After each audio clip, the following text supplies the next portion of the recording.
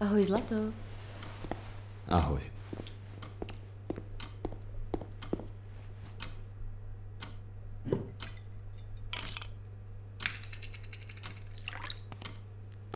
Jaký jsi měl den, broučku? Jsi unavený. Uvařím ti večeři.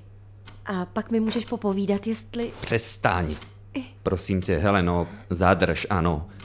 Miláčku? Poslouchej, musím ti něco říct.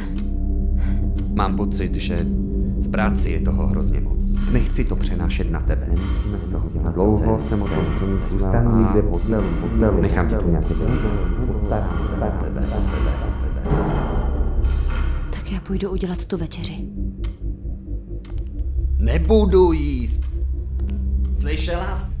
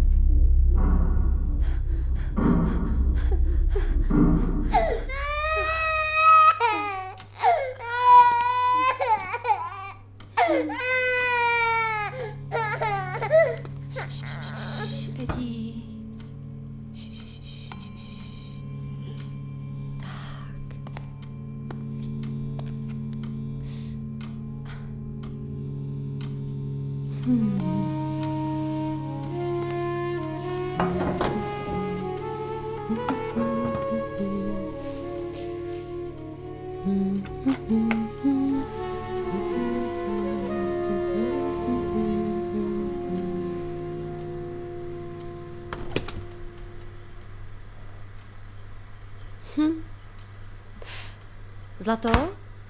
Musím ještě do obchodu.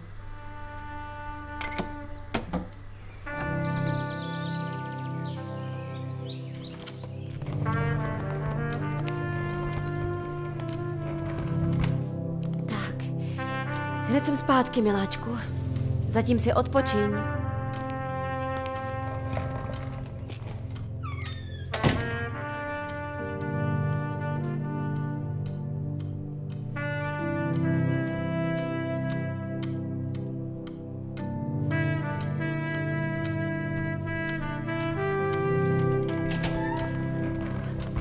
Proboha, Viktore!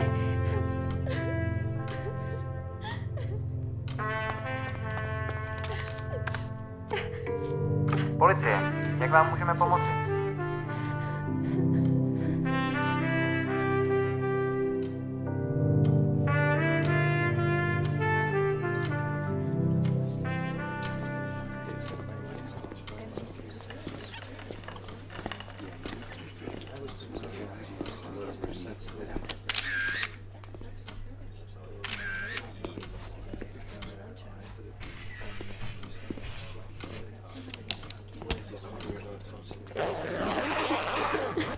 Když jsem se vrátila z obchodu, ležel tam na zemi a... Ach bože. To okno v kuchyni jste otevřela vy, Heleno? Nevím. Nevzpomínám si, promiňte. Za to se neomlouvejte. Zmizely vám nějaké cennosti, šperky nebo peníze? Ne, to ne. Prosím vás, detektive, že je dostanete. Vypadá to na práci jednoho člověka. Nebojte, ten parchan dostane, co si zaslouží. Detektive, vypadá to, že utekl oknem. Chlapci vzali otisky do laborky a to je zatím vše. Díky, Holly. Heleno, nemáte doma baseballovou pálku, nějaké páčidlo nebo něco podobného? To nevím. No, pálku jsme dali sousedovi malému. Holly, projděte radši ještě jednou kůlno. A pořádně. Ano, pane. Ještě jsem chtěl... V troubě je nějaké maso.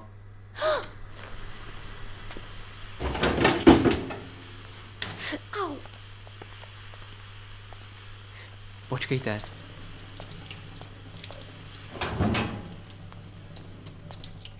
Jste v pořádku? Jste zraněná. Ano, to je dobré. Bolí vás to? Ne, určitě. Opravdu to nic není. Dobře. Jste velmi laskavý. To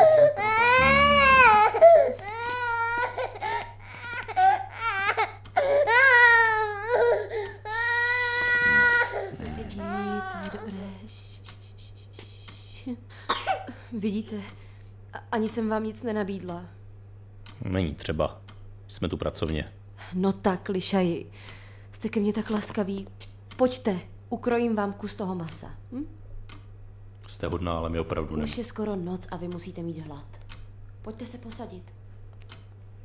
Stejně bych to musela vyhodit.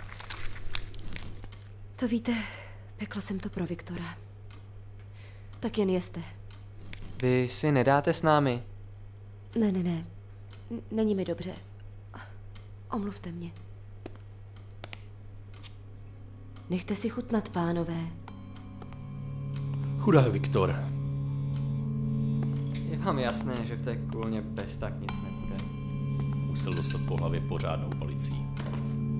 Ale tak velkou věc bychom už dávno našli. Něco nám prostě uniká. Že by tu zbraň fakt odnesl? Ne. Ať to byl kdo chce, takovou věc by už netahal sebou. Takže to bude někde v domě nebo blízkém okolí. Nejspíš to máme rovnou pod nosem. Co myslíte, detektive?